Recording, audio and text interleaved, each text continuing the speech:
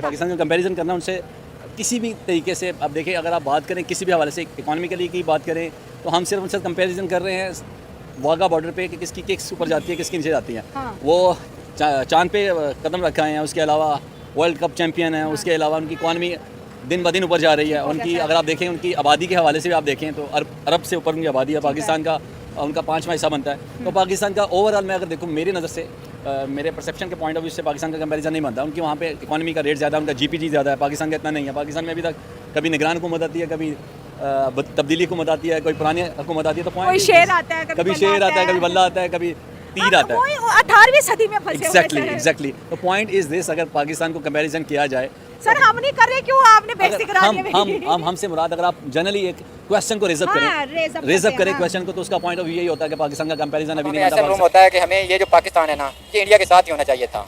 यकीन जाने अब इधर पाकिस्तान रहने को दिल नहीं कर रहा। रीजन वाई मसला क्या है कि कोई कानून नहीं है इधर। तो कहाँ जाना चाहते हैं अगर पाकिस्तान में नहीं रहना? तो यकीन जाने अगर इंडिया चाहे हमें साथ मिला ले, हम इंडिया के साथ हैं। आप चाहते हैं इंडिया पाकिस्तान को अपने साथ मिला ले? जी जी में जब इन्होंने रिफॉर्म किया और मनमोहन सिंह जो इनके फाइनेंस मिनिस्टर थे, इकोनॉमिक पॉलिसीज आ गई, फिर इकोनॉमिक पॉलिसीज, उसकी वजह से इंडिया ओपन अप हो गया और इतनी बड़ी पॉपुलेशन थी कि सारी दुनिया का उनकी तरफ आना एक नेचुरल फिनोमेना था, ठीक हो गया। जिसकी वजह से लोग इंडिया के अंदर आके इन्वेस्ट जैसे पहले चाइना की तरफ गया, अब इंडिया की तरफ आ रहे हैं। ठीक बिल्कुल। हो अब गया। दूसरी बात, जहाँ तक सेमीकंडक्टर्स का ताल्लुक है, तो बेसिकली इंडिया चाहता है कि वो सेमीकंडक्टर की दुनिया में अपना एक बड़ा नाम बनाए, जैसे हाँ, कि ठीक है। ताइवान ने बना दिया। हाँ। क्योंकि कहा जाता है कि जो फ्यूचर है, खासतौर पर आईटी इंडस्ट्री अगर हम देखते हैं तो इंडिया ने काफी ज्यादा डेवलप कर लिया, और खासतौर पर साउथर्न इंडिया में जब हम आते हैं, जिसमें बेंगलोर वगैरह हाँ, ठीक है, है। वो सिलिकॉन वैली ऑफ इंडिया बन चुके हैं। अप्रिशिएट करना चाहिए, बल्कि हमारे मुल्क के टैलेंटेड लोगों को अप्रिशिएट करके आगे ले जाना चाहिए। अप्रिशिएट करने के साथ साथ मेरे ख्याल से सीखना भी चाहिए कि उनकी तरक्की का राज क्या है, हम किस तरह उनसे आगे जा सकते हैं, शॉर्टकट से नहीं, जिस तरीके से उन्होंने मेहनत की उस तरीके से। के लोग देखो, और उनके लोग क्यों तरक्की कर रहे हैं, डेवलपमेंट क्यों कर रहे हैं? उनके बच्चों में ये ज़हन साजी नहीं होती कि हमारा दुश्मन है पाकिस्तान, उनसे लड़ो,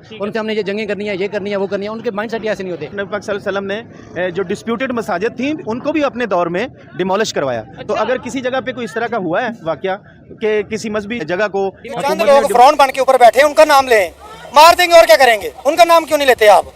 क्या करेंगे? उनका नाम लेना चाहिए। हंसने की क्या बात है यार, मरे तो पे मोबाइल बेच के ये चीजें लेके जा रहे हैं।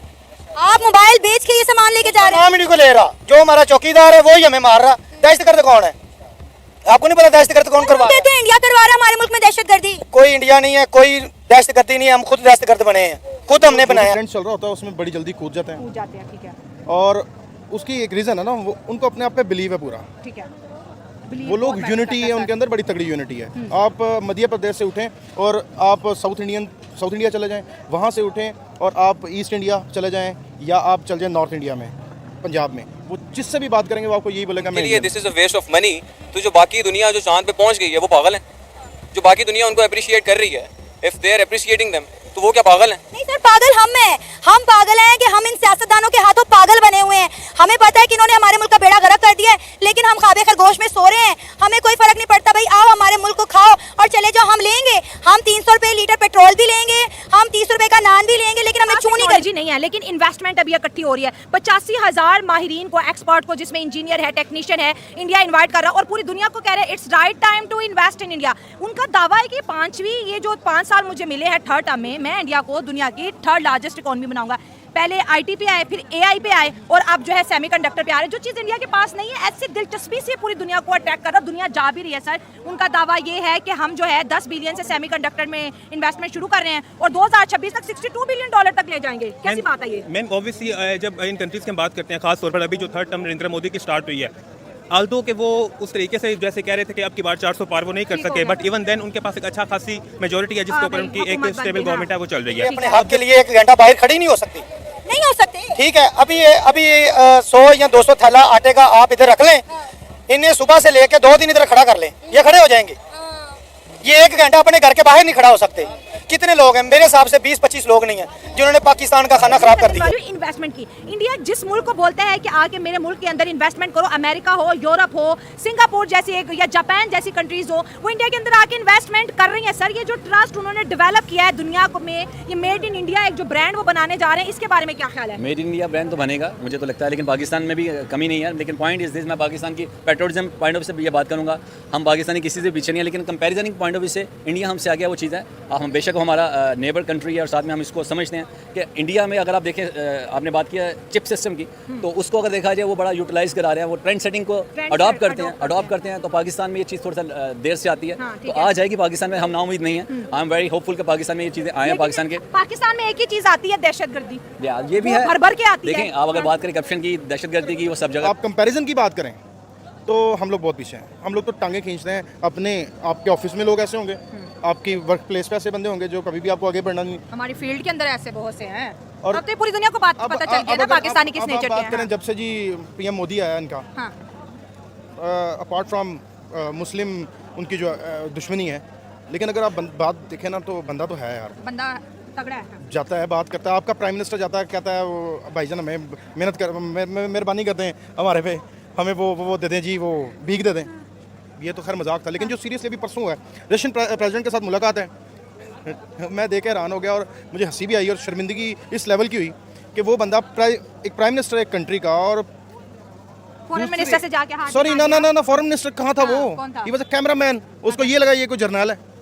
यहाँ पे मैंने आपको फिर बात किया कि अगर हम मेरे पॉइंट ऑफ व्यू से या मैं अपने पॉइंट ऑफ व्यू से आपको एक चीज़ सामने बिल्कुल, रखता आवाम की राय है, हूँ बिल्कुल, हाँ। कि सिंपल इज दिस, अगर आप 125 करोड़ और खाली 25 करोड़ को कंपैरिजन करें तो हम डेवलपिंग कंट्री का पॉइंट ऑफ व्यू से नहीं कर सकते। इसके हवाले अगर आप जापान को देखें, they are too much forward, हमारे से 50 साल आगे हैं, और हम अब पाकिस्तान के पॉइंट ऑफ व्यू से 50 साल पीछे हैं। हाँ, तो हमसे छोटे मुल्क भी बहुत आगे हैं और हमसे बड़े मुल्क भी बहुत आगे हैं, लेकिन 1947 हम कहते हैं यार इंडिया ने भी तो शुरुआत की, फिर हमने भी की, आईटी के ट्रेंड को पकड़ा, एआई के ट्रेंड को पकड़ा, अभी सेमीकंडक्टर के ट्रेंड को पकड़े हैं, और 85,000 के करीब लोगों को वो इन्वाइट करें हैं कि आके इंडिया के अंदर इस टेक्नोलॉजी को बूस्ट करें, सेमीकंडक्टर को बूस्ट करें, जो चीज़ उनके पास नहीं है वो भी अपने मुल्क के अंदर लाते रहे। ये जो पैशन है, हम में क्यों नहीं है? बात चले मैं पैशन, मैं डायरेक्ट कॉन्टैक्ट करूँगा हमारे जो मिनिस्टर हैं प्लानिंग के, डेवलपमेंट के, एहसन इकबाल साहब से, कि जो इन चीज़ों को देखते हैं। आपसे मेरी दरख्वास्त है कि आप पाकिस्तान में ये सेमीकंडक्टर ट्रेंड को मुतारफ़ कराएं और इसको अडॉप्ट करें, पाकिस्तान में ये चीज़ें लेकर आएँ। आपकी माशाल्लाह प्लानिंग बहुत अच्छी है, I am really appreciating, and आप भी काफ़ी चीज़ों को अडॉप्ट करते हैं, तो इन चीज़ों की तरफ भी आएँ और इन तकिया नसी सोचों से हमें बाहर निकालें। और आप शायद उनकी आबादी है और आप 22 करोड़ हैं, ठीक है, और वो 1.5 अरब में से आपके बराबर के लोग भी काम करने वाले हो ना, तो वो काम कर रहे हैं, काम चोर नहीं है।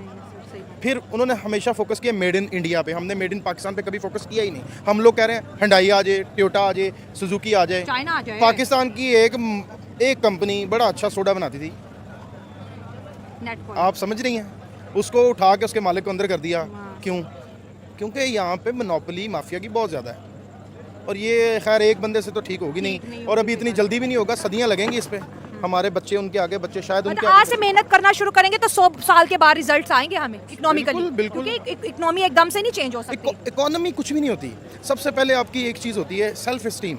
देखें कितनी मामूली सी इकोनॉमी है ईरान की, लेकिन जब दिल करता है जिसको मर्जी ललकार देता है, जब दिल करता है जिससे मर्जी झगड़ा कर लेता है, उसके ऊपर सब कुछ है। सेल्फ एस्टीम नहीं है ना, जब तक आपके अंदर खुदारी नहीं होगी, आपके अंदर वैसे जज्बा हम बड़ा करते हैं। जज्बा कौन सा हवा में उड़ गया जज्बा, वो जो हमें मिली नगमों में सुनाया जाता जज्बा वही है सिर्फ, इसके अलावा जज्बा हमारे पास जज्बा लोग किधर गया अब आपका जज्बा? आप दिखाना चाहिए ना जज्बा। कौन सा जज्बा? जज्बा कुछ होता ही नहीं है, काम होता है सिर्फ। सही बात है, काम बोलता है। वो कहते हैं जी आपका काम आपके ना अल्फाज से ज़्यादा ऊंचा बोलता है, तो वो सच कहते हैं। वो इंडियन एक क्रिकेटर था, ज़हीरुद्दीन नाम था उसका। अच्छा। वो उसका वो भी बना है, कैप्टन भी रहा इंडिया का। वो गली में क्रिकेट खेल रहा था, तो उसने शॉट लगाई धोखे से ना, मतलब उसको रन आउट जैसे बच्चे करते हैं, बच्चे था वो खेल, उसने चीखना चलाना शुरू कर दिया। उसका दादा गुजर रहा था गली से, उसने उसको बच्चे को बोला बोल नहीं, हो गया जो हो गया, तू बोलेगा तो कुछ लोग सुनेंगे, तेरा बल्ला बोलेगा तो पूरी दुनिया को सुनना पड़ेगा। क्या बात है। और फिर उसने कहा मुझे वो समझ में आ गई, लगा रहा फिर एक दिन आया कि मेरा बल्ला बोला और पूरी दुनिया को सुनना पड़ा। सर